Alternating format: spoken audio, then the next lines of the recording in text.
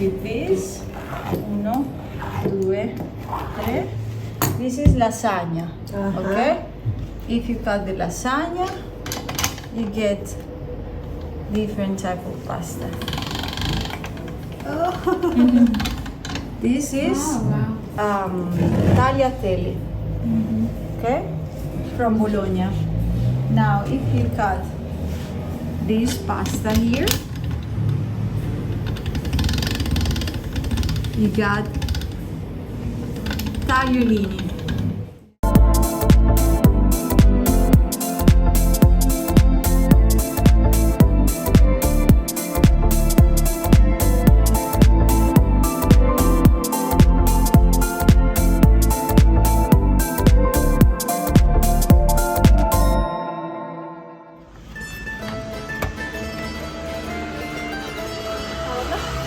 Second floor.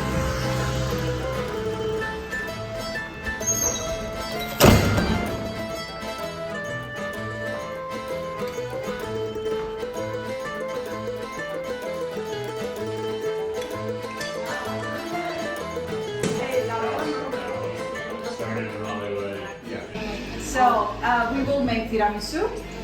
That is the first preparation because we need to refrigerate the tiramisu, the dessert. Then we will make fresh pasta. It will be egg-based pasta. Actually, you mentioned that you were in Bologna. So Bologna is the capital of this type of pasta, egg-based pasta. Yeah. I will talk about the pasta when we start preparing it. But in Italy, there are 3 main families of pasta. Egg-based pasta, which is the one that we are going to make today. Water-based pasta, which is also fresh, but made just with flour and water. And the second family is dry pasta, which is the one that we find at the supermarket, penne, spaghetti, bucatini, all those types of pasta. So we will make dough, pasta dough, and with that dough we will need a filling. So I have some spinach here because we will prepare ricotta and spinach for the filling of the spaghetti. I hope you didn't make the same yesterday. No? Okay. Then we need for that type of pasta a sauce.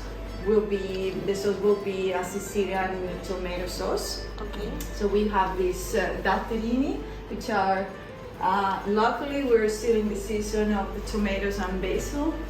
Unfortunately, it's going to end soon. So the most important thing about Italian cuisine, the values are fresh and seasonality. So what we are going to make today are recipes that I suggest you to replicate always in summer, because you have the best tomatoes in summer. They have a lot of sun exposition, and it is nice.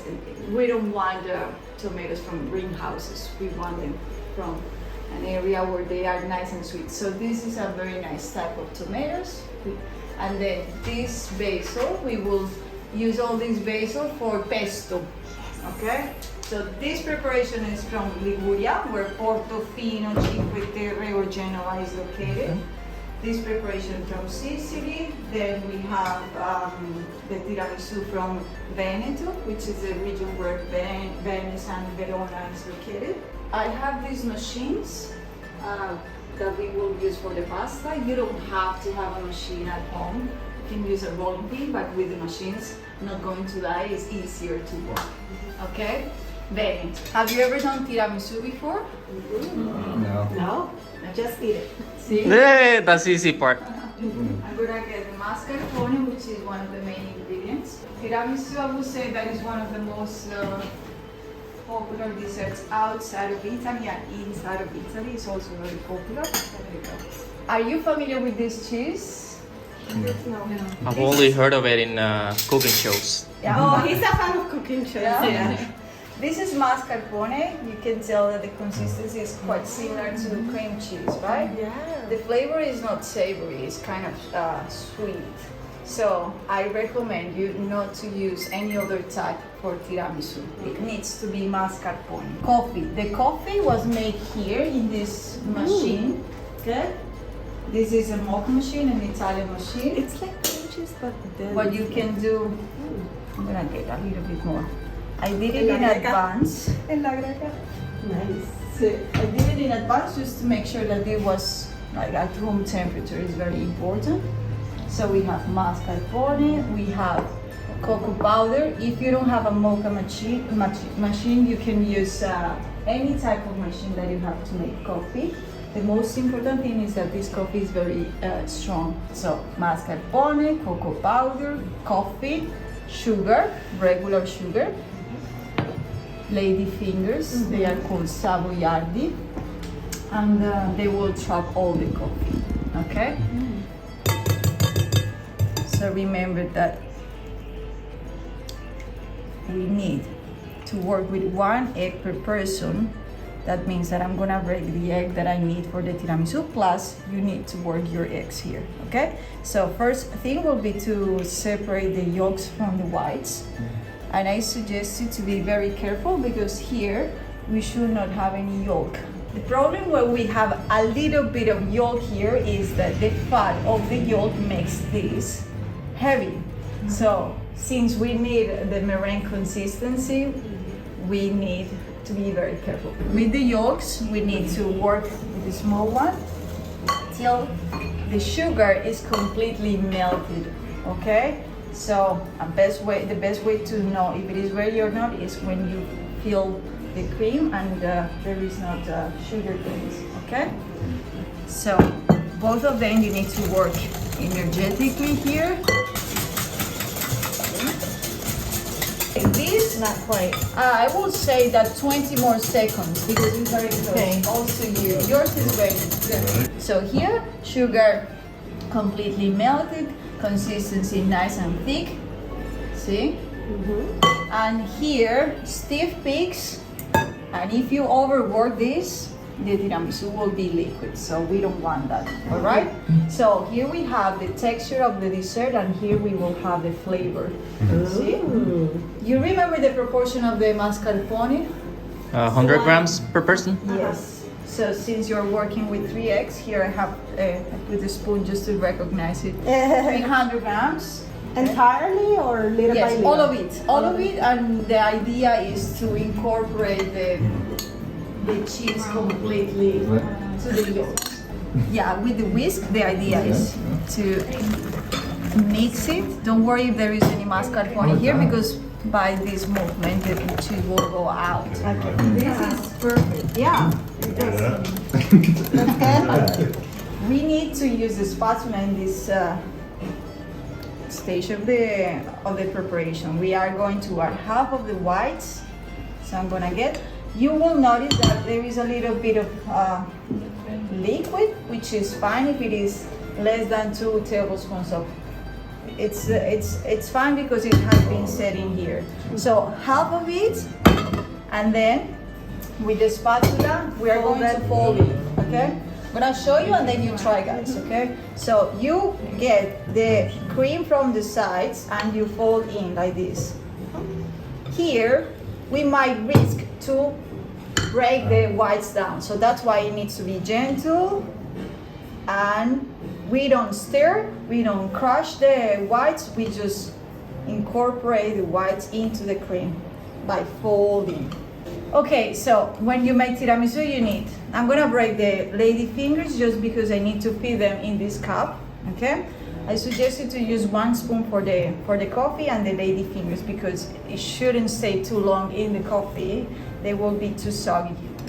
Okay, so just put the lady finger in the coffee and I'm actually removing the excess because otherwise, again, it will be too soft. It won't be crunchy, but we don't want a lot of liquid in the bottom of the dessert, right? So you want the lady fingers to trap the flavor of the coffee, then the cocoa powder, see? Then we are going to fill half of the cup with the cream that we had done.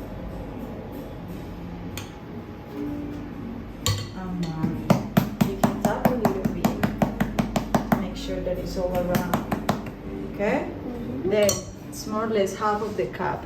Now I'm gonna repeat the same. So we do lady finger in coffee for a very short time, less than 1 second. Then put it on top of the cream Doesn't matter if you have the sugar side of the lady finger for above. It's fine. And then cocoa powder, cream, and then you have tiramisu ready. It's pretty simple. But it needs to be refrigerated. Yes, so everything everything that's set. okay. Everything needs to set, and I suggest you to leave it for 2 hours in the fridge, more or less. Now I'm gonna decorate it with some stripes, just to recognize which is mine. You can make whatever you prefer. Okay. And this is my tiramisu. 2 hours and it's ready. Yeah. This will be my breakfast tomorrow. So you have here. I know, it feels like I've never seen one of those before in my life. Ladyfingers, no? You have this for the coffee. I guess it's too You much. can even make it. Thank you. Oh, really? Yeah, I mean that it will be too much. But that's a different class. How to make mascarpone and how to make Yeah. Lady fingers.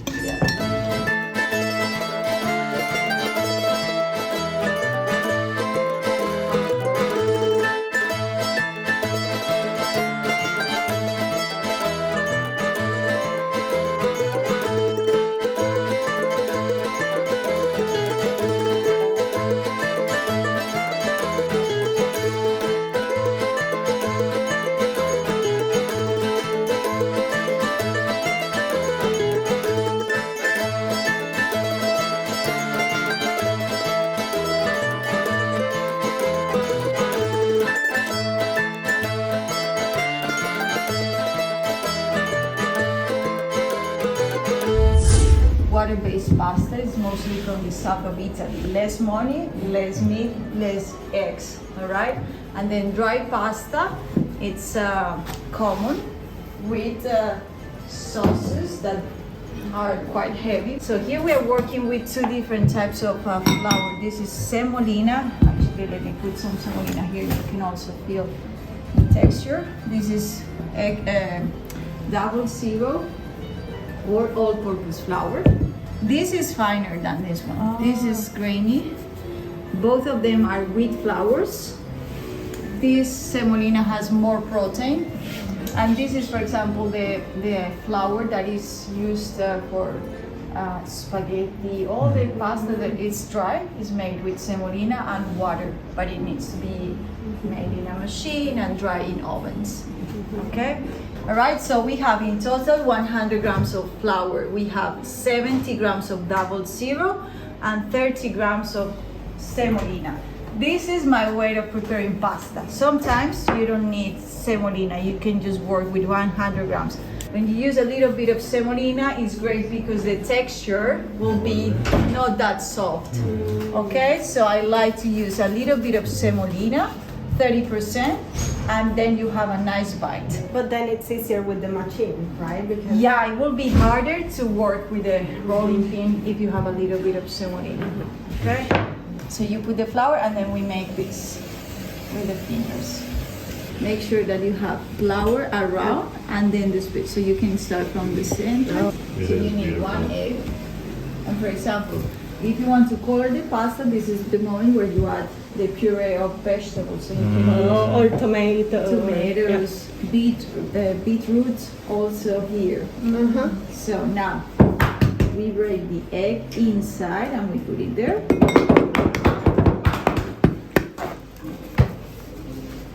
Ta-da! So cute. Bravissimo. This is enough for 1 person. But with this, we will make a lot of pasta. We will make 2 dishes of pasta.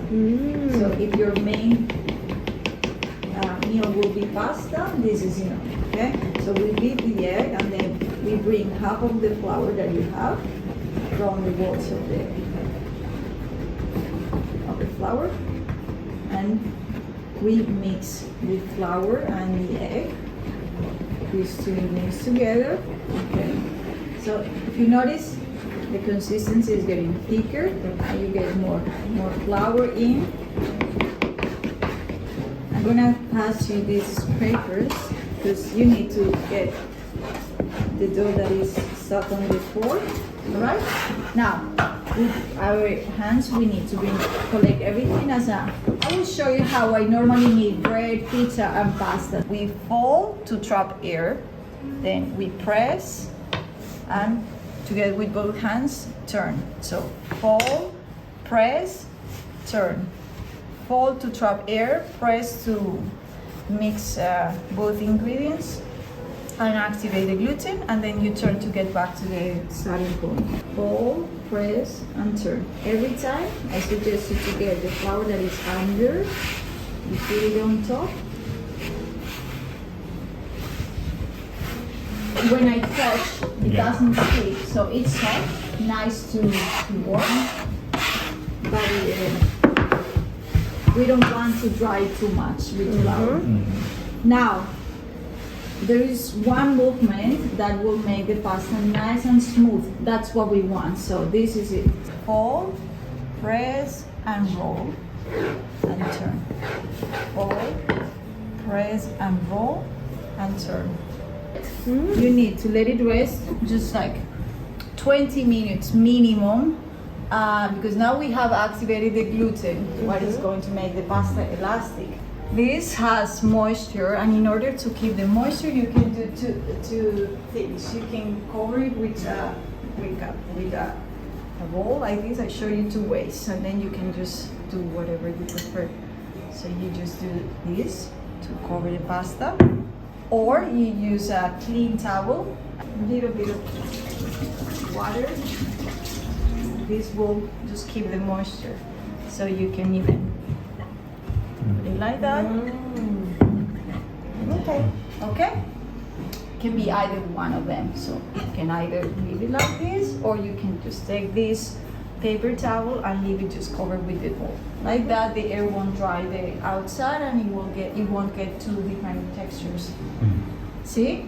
Clear so far? Yes. So if you want, you can wash your hands. Would you like some wine? So you like Barolo? I love it. Yeah. Yes. Do you like Brunello too? Yes. Yeah. I love wine. Yeah. You don't want any? Me? Yeah. Yeah, why not? I'm actually starting to become A sommelier? Really? Wow. That's amazing. So you can tell that this wine is not a very aged wine because of the color and because of the aroma. So the primary aromas are quite fresh, no? Then when you taste, so you first check the color, the opacity. Then you do some bubbles here, and this is full of tannins. Yeah. So it's a quite dry wine. When it's dry, full of tannins, it's great for a steak because you have a lot of fat With the steak. With the basil pesto and with the tomato sauce, you don't want a wine that will overpower it, and you won't feel the flavor. But this is quite easy to drink, and yeah, I mean, this is what I can tell about it. Yeah. It was really good. This is spinach that I cooked and 2 minutes in boiling water. This will go with the ricotta. This is cal ricotta, which is, have you had ricotta? Love it. We will use a little bit of orange zest. So this is what we need to do also. And this will give a nice aroma. So basically when you do this, it's nicer to use you can use any other grater, but with this microplane you just get the aroma. If you keep on grating, you will get bitter flavor, the white part. So just the color, okay? So that will be one preparation. You can do that here on this station. Then we have the pesto. The pesto will be made with garlic, Parmesan cheese, extra virgin olive oil, and pine nuts, okay? We will use this basil that is from Liguria, and we basically need to get all these basil leaves. The stems are bitter, so we just use the flavor and the aroma from the leaves. And what we are going to do is we will blend these ingredients together with some ice, because the heat of the machine will create friction. The friction of the machine will create heat, and it will damage and change the color of the basil. So that's why it's practical to use some ice. Then we have the tomato sauce. with these tomatoes, the equivalent is Roma tomatoes. We just need to cut them in half. And we will use everything, the seeds, the pulp, and the skin. You don't need to remove this, okay? It's fine. For the tomato sauce, we need garlic. So we need just to peel the garlic. 2 garlic cloves will be enough. How much? Do you like garlic or you don't? Love it. The more the better. He is crazy for garlic though, so Are you crazy for She does not prefer me eating garlic. yeah. Makes sense. I love in it. Italy, garlic is used a lot, Everything. Yes. Yeah. but not as much as what I have noticed in Spain and also in the States. Mm. You use a lot of garlic. Yes. When you use a lot of garlic, you cover with the flavors and you overpower food. Right. So, for the pesto, we will use garlic, but just 1 clove. Otherwise, we miss this beautiful flavor. That Okay, makes it will sense. be like a pesto, garlic pesto, and not a basil pesto. Right? Guys, I would like you please to help me with this basil. So all these leaves, and we put them here. All of it? Huh? All Yes, of it. please. You put the leaves here because we need to rinse them. And I would like you please to cut the tomatoes as I did. You can also help me with some grating for the So I paste. can even pull this up. This is good. This is good. What we don't want is the main and the big, Esta dimmi the big, what do you call it, stem. Yeah. Remember not to go the white part, okay? Oh, okay. So I suggest you to go like this. Look, Very light. it's like. So just one way? Yeah, and you just, since you can see the zest and also the skin, you can just see where you haven't grated. So here we mix the ricotta and the spinach with the orange zest to give aroma and freshness. Then the cheese will give flavor and it will also dry some of the extra moisture of the ricotta. We need to add some salt because we haven't added salt here. Then we will mix it. This is the feeling of this. Should I be tasting garlic? Yeah. You need to please peel the garlic. Try that. And this is what we are going to do with the pesto. Extra virgin olive oil, all of it. Pine nuts. They are not toasted, pleys. Okay, don't toast any nut when you make this pesto. Garlic, just one. And then cheese. It's the same amount of in grams of the oil. Okay, so it will be 50 grams, which is more or less this cup of cheese. Parmesan cheese. So fresh, grated. Awesome. So ice, pine nuts, oil, garlic, and cheese. So the idea is we blend this. Do you want to help me since you're next to me? Sure. No. Some salt also is necessary. And pepper. Okay? So the idea is not to blend the basil together because we don't want a pea sauce. We want texture. So we create a cream here. When this is ready, we add the leaves. We need to rinse them with cold water before. So first the cream. When this is nice and creamy, it's okay if there is some texture because it's nice. You don't have to blend it as a hummus, no? But we will use this machine here.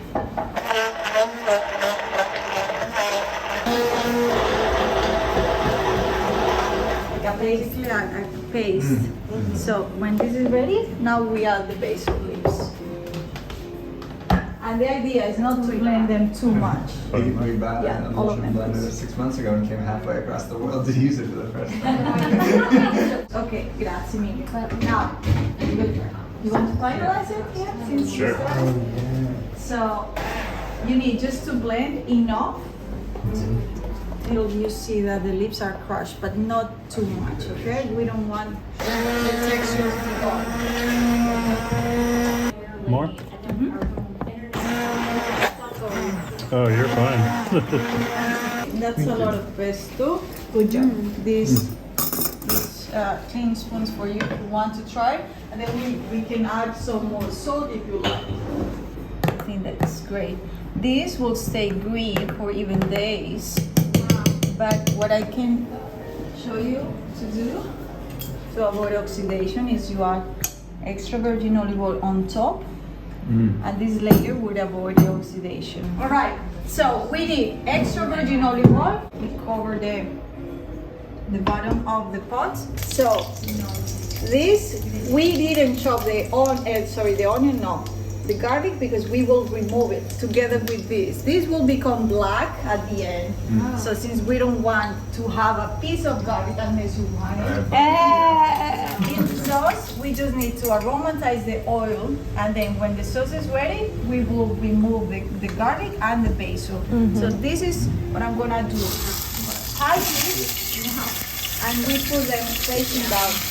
We don't chop this because we need to be able to find it when we want to pick it out. Do you see how much juice immediately after the sauce? Yes. I mean, so the salt is important to be added at the end because otherwise you cannot caramelize them with the salt. Now, we cover this, and this needs to be cooked low heat for about half an hour. Now, you just make it flat, and it's nice when you have a flour on the table. So here the machine. The idea is to start from the number where the machine is nice and open, because this is a quite thick piece of pasta, no? So to number 0, you get this. Now I'm gonna fold this as a blanket. You fold the you make the blanket to be able to have the size of the pasta. Later it will grow like this, so you want this size to be nice and even. So you put this through 0 again, and now it's even, you see? Doesn't matter if it is not a perfect rectangular, it will be, okay? Now I go to number 1, and little by The bigger little, the number, the the thinner. higher the thinner. Yes. Now I go to number 2. I suggest you just to pass the pasta through each number once, because it's not necessary to pass it more than once. Okay? Because it won't get thinner. Now go to number 4.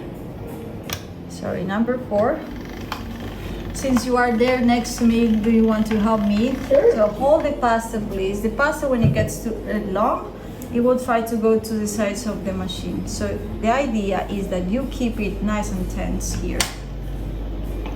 Here, lower. A little, yeah. Good. All right. So how do we know when to stop? I always check here. If you can see through, it means that you can stop. The same when you are working with the rolling pin. If you can see something through the pasta, you don't have to work it anymore. Okay, so keep it nice and straight. Yes. If you are working by yourself, you can always cut the pasta in two and work it shorter pieces. This is perfect like this. You don't need to roll it more. Okay? I show you what you can make with this pasta. With this, 1, 2, 3. This is lasagna. Okay? If you cut the lasagna, you get different type of pasta. This is tagliatelle. Okay? From Bologna. Now, if you cut this pasta here, you got tagliolini from the region where you work, Piemonte. This is like the magician part of the show. Now this is traditional from Florence, and it's called pappardelle. So this pasta, it's from Florence. Normally pappardelle, tagliatelle, tagliolini are longer. I just want to show you with pieces how they are. Okay? Yes. Wonderful. This goes with butter and truffle most of the time because it's a very delicate pasta. You need a very delicate sauce. You cannot have chunks of meat and it disappears. Then you have tagliatelle with bolognese sauce. See? From Bologna. And this is pappardelle and normally goes with wild boar ragu. Very heavy, especially pasta for winter. Okay? So you need to get the filling. A little bit less for this type of pasta, the shape. See? So I will fold this as a half moon or as a taco, as you prefer. Then you press here and you go to the sides. It's very important that it's completely closed. Okay? Now I hold it upside down and make like a fortune cookie, you see? Then overlap the pasta and press to close. And you have a capelletto. Beautiful and refined. So here I am starting with a square. I fold it and I get a triangle. Then I fold and I get tortello. Then for tortellini is the smaller version of the tortello.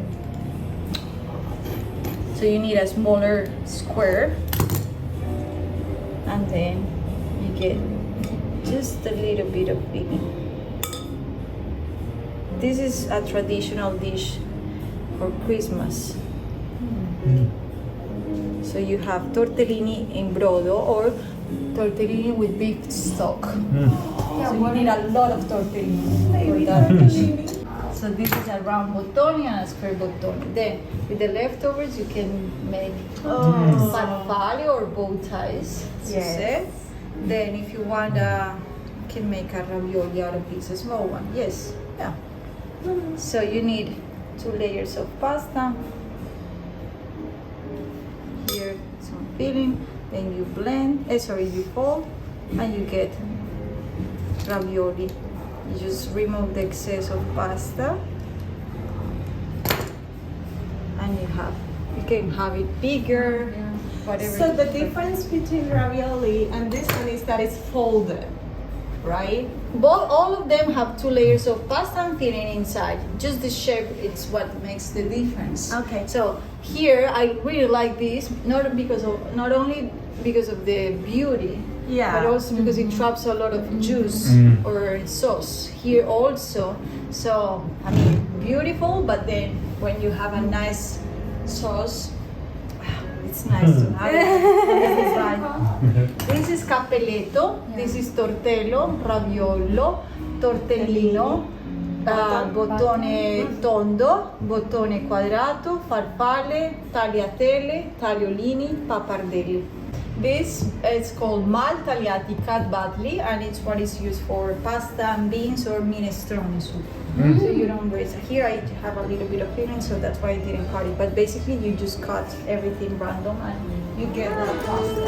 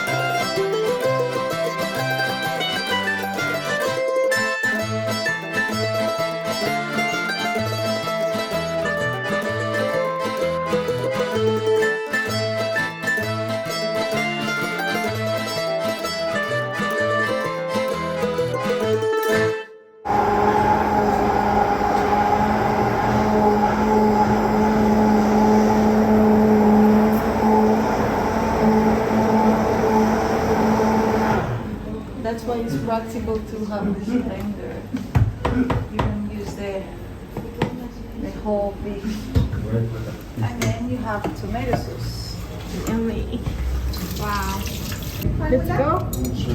2 minutes. Yes, 2 minutes.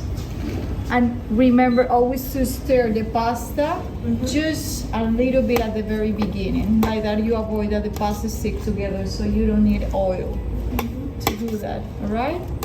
So, the timer is set. I will get the pesto on the plate. So directly the pasta from the water to the pesto.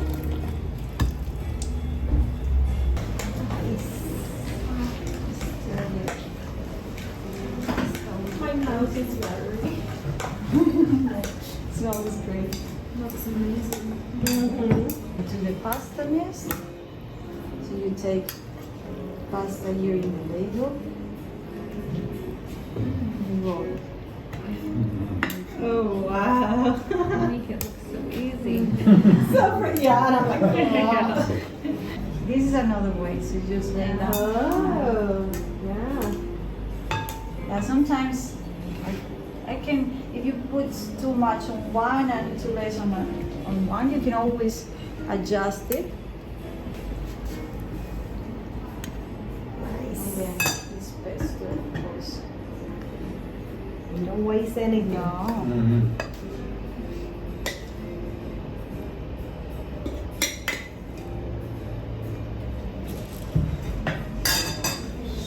All right, guys, if you want, you can take your aprons off unless you want to keep them. And yeah, once she's ready,